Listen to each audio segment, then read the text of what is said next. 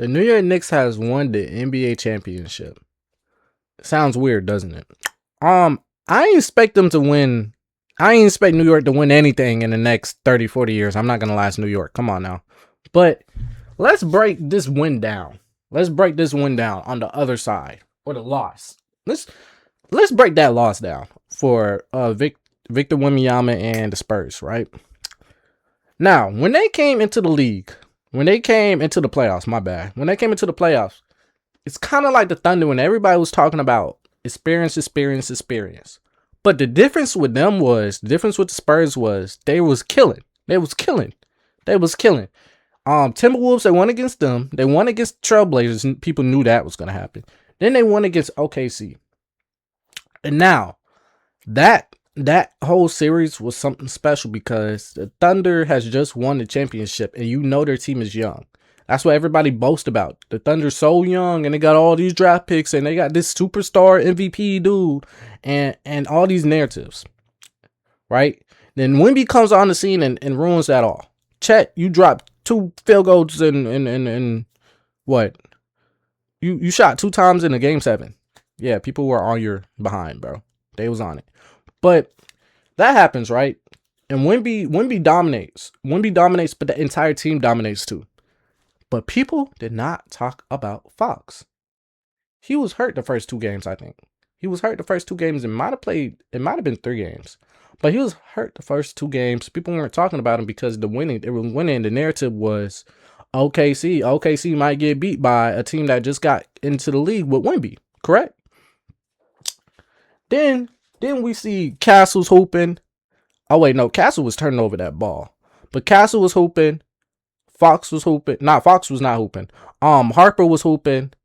I mean, people even was celebrating a clip from Luke Cornett, dude.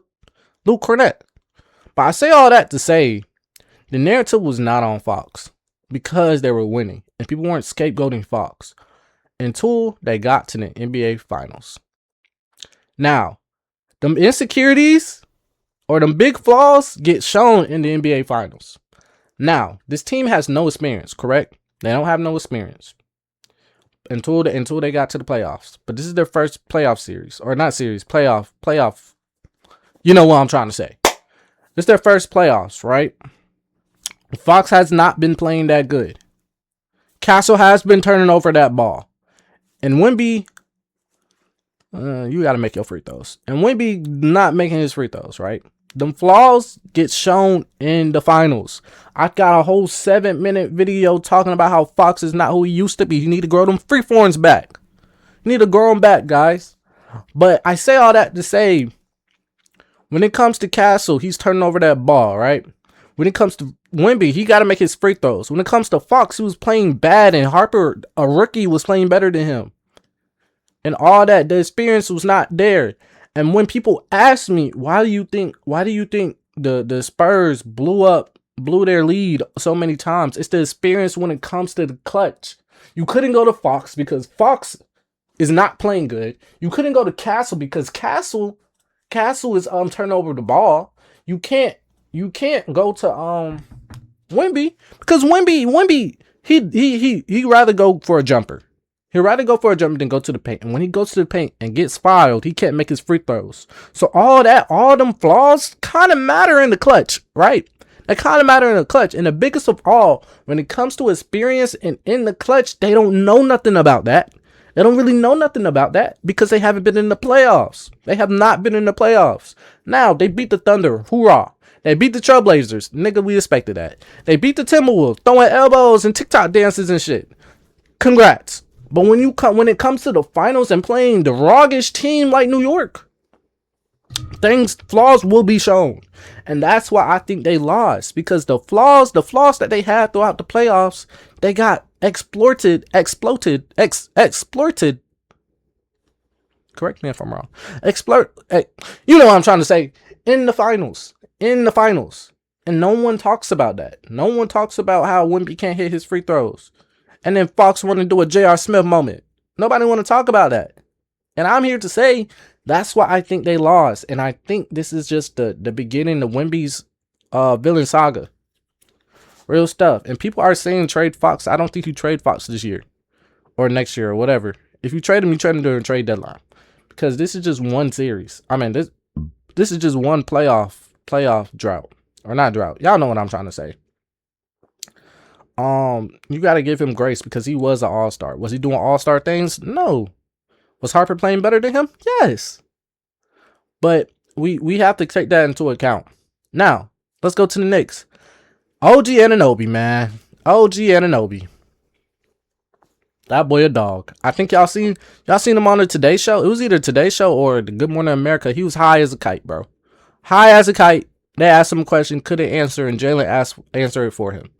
Now, when it comes to the Knicks, that team, that head coach change was so pivotal in what the Knicks have been doing.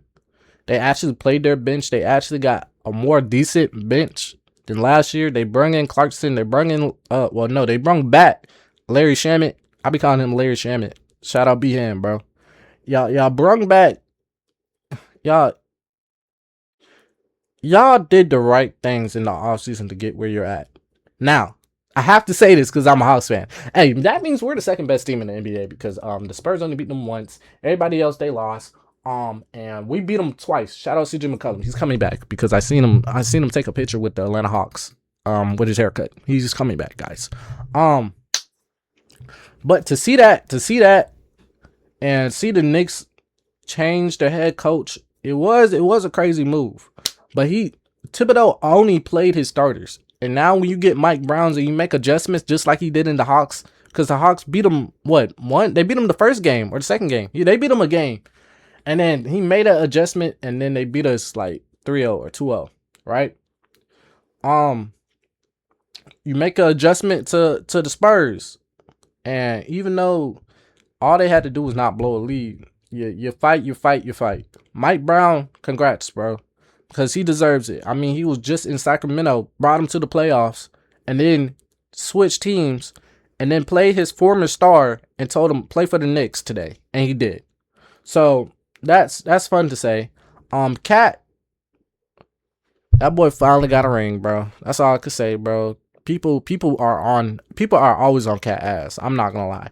And today just show him like you can't be on him no more. You can't be on him no more. Now, did he play bad in the game 6? Yes. Or was it game 6? Game 5? One of them.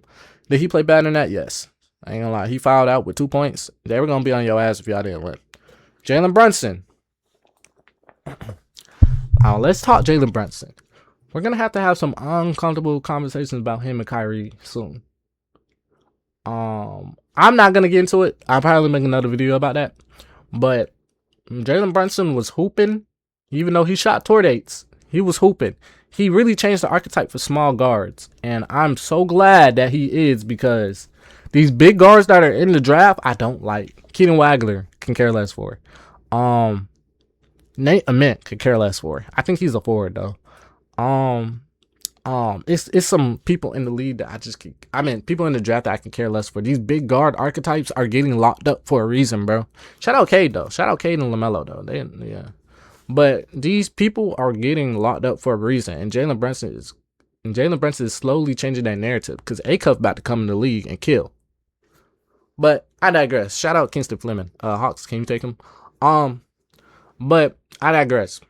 My main reason I'm talking about Jalen Brunson is his story is great, right? You see him training with his dad since a little jit, and now you see him grown up, and now he won a championship with his dad. It just shows you anything's possible when you put your working time into it.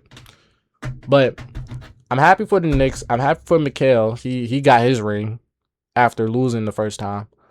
OG, we already talked about him. OG was a dog, and they don't win that series without him.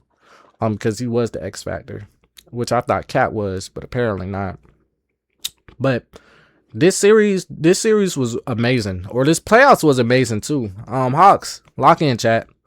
But this playoffs was amazing to see. The Thunder versus Spurs is probably my favorite, I will say, because the whole narrative with the flopping and the referees and all that.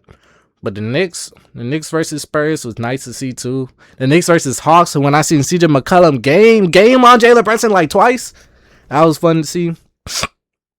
it was a lot of good stuff. But next year, I guess we're gonna have to have an uncomfortable conversation about the Knicks, bro, and what we think. Because I ain't gonna lie, second apron, you're not gonna be able to pay all those folks. You might have to let Josh Hart go. I don't know. Might have to let one of the two wings go with OG or Mikhail. I don't know. Cat Brunson took that pay cut, so he's good. But we're gonna have to have a conversation. But other than that, I want to say thank you for watching this year's season, even though I haven't posted that much. But off season, we're gonna be talking. Trade rumors, we're gonna be talking. But with that being said, I will catch you on the next one. Peace.